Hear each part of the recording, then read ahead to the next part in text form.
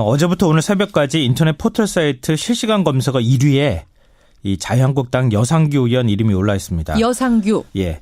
간첩 조작 사건을 취재하던 방송사 제작진에게 예. 당시 재판을 담당했던 판사였던 여 의원이 웃기고 앉아있네 이 양반이. 웃기고 앉아있네 이 양반이. 라고 말하는 장면이 방송이 된 게 발단이 됐는데요. 그렇죠. 간첩 조작 사건에 웃기고 있네 대답한 여상규 의원. 이 뉴스의 행간을 좀 살펴볼까 합니다. 여상규라는 사람 이번에 처음 알았어. 이런 분들도 이번에 꽤 어쨌든 스타가 되긴 됐어요. 어떤 의미로든 지금까지도 검색어에 올라있을 정도니까. 네, 자유한국당 여상규 의원. 비난 여론이 뭐 엄청난데요. 엄청납니다. SNS에 수천 개의 비난 댓글이 달리고 청와대 국민청원 게시판에 뭐 국민 대표 자격을 박탈해달라 이런 청원이 뭐 수십 개씩 올라오고 이런 그래요? 상황입니다.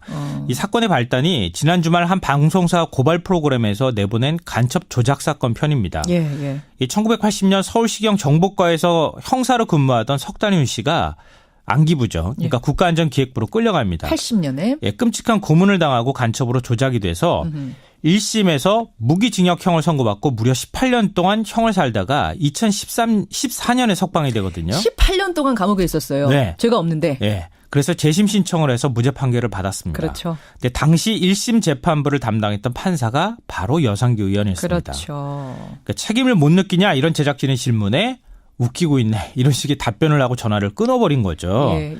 그러니까 한 사람이 인생이 달린 일인데 어떻게 웃긴다는 말로 대답을 할 수 있느냐 이런 비난 여론이 뭐 쇄도하고 있습니다. 검색어 오르려고 일부러 그러신 거 아닌가 싶을 그러지 정도로 않겠죠, 설마. 어떻게 답변이 이렇게 나올까 싶은데 행간 뭐가 숨어 있어요? 첫 번째 인간은 죄송합니다. 참여까지 할 거라고 기대한 건 아니었다입니다. 누가요? 방송사 제작진이에요. 이 38년 전 일이에요. 예, 예. 간첩 조작 사건이 아무리 있었고 당시 판사가 여 의원이었다 하더라도 그때 일 어떻게 생각하십니까? 이렇게 질문했을 때 정말 죄송합니다. 제가 잘못했습니다. 이렇게 참여하는 모습을 보일 거라고 기대했겠습니까? 저는 그런 기대까지는 하지는 않을 거라고 생각해요.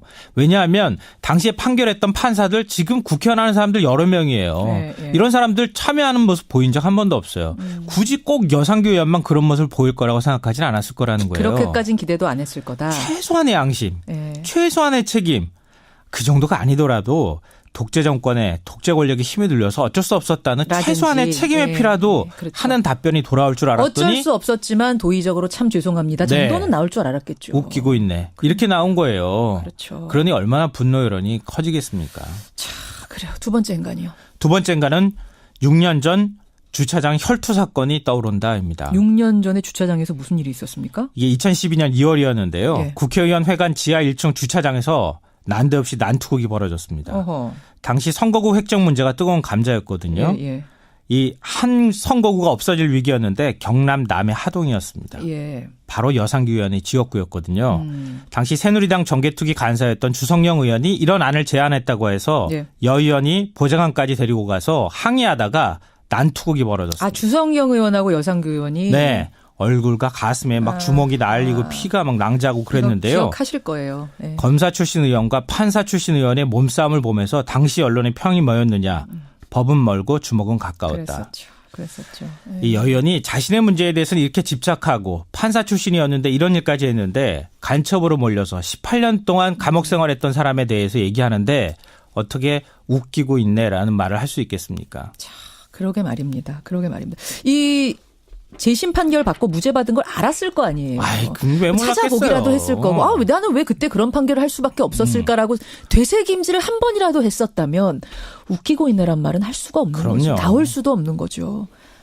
아휴, 좀 진정해야겠어요. 네. 마지막 행간 가죠. 마지막 세 번째 행간은 죄송합니다. 목이 메어 오시죠. 김성환 씨. 정당 지지율이 오르지 않는 이유가 있다입니다.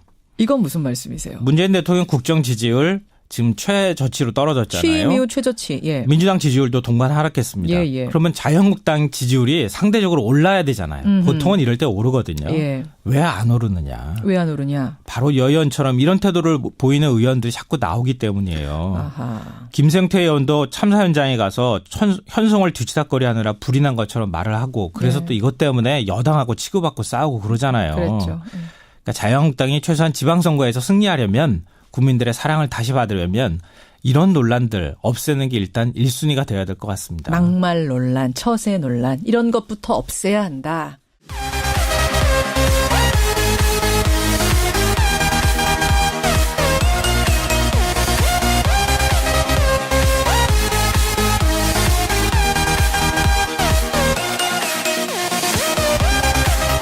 하면서 당시 언론의 평이 뭐였느냐. 법은 멀고 주먹은 가까웠다. 그랬었죠.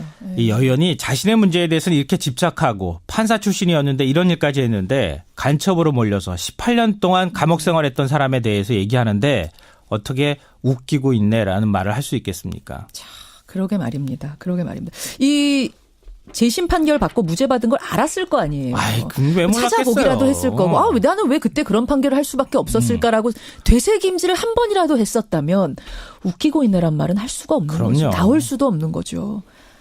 아휴, 좀 진정해야겠어요. 네. 마지막 행간 가죠. 마지막 세 번째 행간은 죄송합니다. 목이 메어 오시죠, 김성환 씨. 정당 지지율이 오르지 않는 이유가 있다입니다. 이건 무슨 말씀이세요? 문재인 대통령 국정 지지율 지금 첫 번째 행간은 죄송합니다. 참여까지 할 거라고 기대한 건 아니었다입니다. 누가요? 방송사 제작진이에요.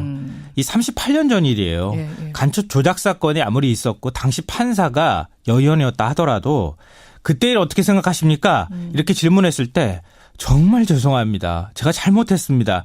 이렇게 참여하는 모습을 보일 거라고 기대했겠습니까? 저는 그런 기대까지는 하지는 않을 거라고 생각해요.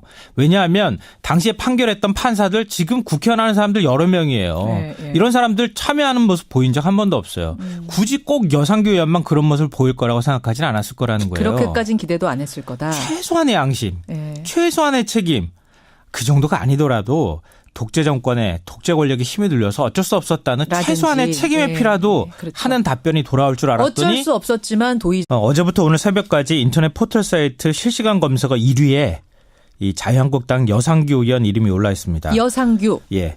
간첩 조작 사건을 취재하던 방송사 제작진에게 예. 당시 재판을 담당했던 판사였던 여 의원이 웃기고 앉아있네 이 양반이 웃기고 앉아있네 이 양반이. 라고 말하는 장면이 방송이 된 게 발단이 됐는데요. 그렇죠. 간첩 조작 사건에 웃기고 있네 대답한 여상규 의원. 이 뉴스의 행간을 좀 살펴볼까 합니다. 여상규라는 사람 이번에 처음 알았어. 이런 분들도 이번에 꽤 어쨌든 스타가 되긴 됐어요. 어떤 의미로든 지금까지도 검색어에 올라있을 정도니까. 네, 자유한국당 여상규 의원. 비난 여론이 뭐 엄청난데요. 엄청납니다. SNS에 수천 개의 비난 댓글이 달리고 청와대 국민청원 게시판에 뭐 국민 대표 자격을 박탈해달라 이런 청원이 뭐 수십 개씩 올라오고 이런 그래요? 상황입니다.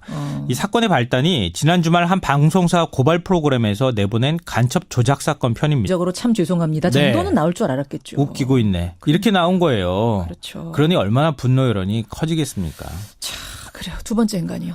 두 번째인가는 6년 전 주차장 혈투 사건이 떠오른다입니다. 6년 전에 주차장에서 무슨 일이 있었습니까? 이게 2012년 2월이었는데요. 예. 국회의원 회관 지하 1층 주차장에서 난데없이 난투극이 벌어졌습니다. 어허. 당시 선거구 획정 문제가 뜨거운 감자였거든요. 예. 이 한 선거구가 없어질 위기였는데 경남 남해 하동이었습니다. 예. 바로 여상규 의원의 지역구였거든요. 당시 새누리당 정개특위 간사였던 주성영 의원이 이런 안을 제안했다고 해서 예. 여 의원이 보좌관까지 데리고 가서 항의하다가 난투극이 벌어졌습니다. 아, 주성영 의원하고 여상규 의원이. 네. 얼굴과 가슴에 막 주먹이 날리고 피가 막 낭자고 그랬는데요. 기억하실 거예요. 네. 검사 출신 의원과 판사 출신 의원의 몸싸움을 봅니다. 예. 이 1980년 서울시경 정보과에서 형사로 근무하던 석단윤 씨가 안기부죠. 그러니까 국가안전기획부로 끌려갑니다. 80년에. 예, 끔찍한 고문을 당하고 간첩으로 조작이 돼서 1심에서 무기징역형을 선고받고 무려 18년 동안 형을 살다가 2014년에 석방이 되거든요. 18년 동안 감옥에 있었어요. 네. 죄가 없는데. 예. 그래서 재심 신청을 해서 무죄 판결을 받았습니다. 그렇죠. 근데 당시 1심 재판부를 담당했던 판사가 바로 여상규 의원이었습니다. 그렇죠. 그러니까 책임을 못 느끼냐 이런 제작진의 질문에 웃기고 있네 이런 식의 답변을 하고 전화를 끊어버린 거죠. 예. 그러니까 한 사람이 인생이 달린 일인데 어떻게 웃긴다는 말로 대답을 할 수 있느냐 이런 비난 여론이 뭐 쇄도하고 있습니다. 검색어 오르려고 일부러 그러신 거 아이, 아닌가 싶을 그렇지 정도로. 않겠죠, 설마. 어떻게 답변이 이렇게 나올까 싶은데. 행간 뭐가 숨어 있어요?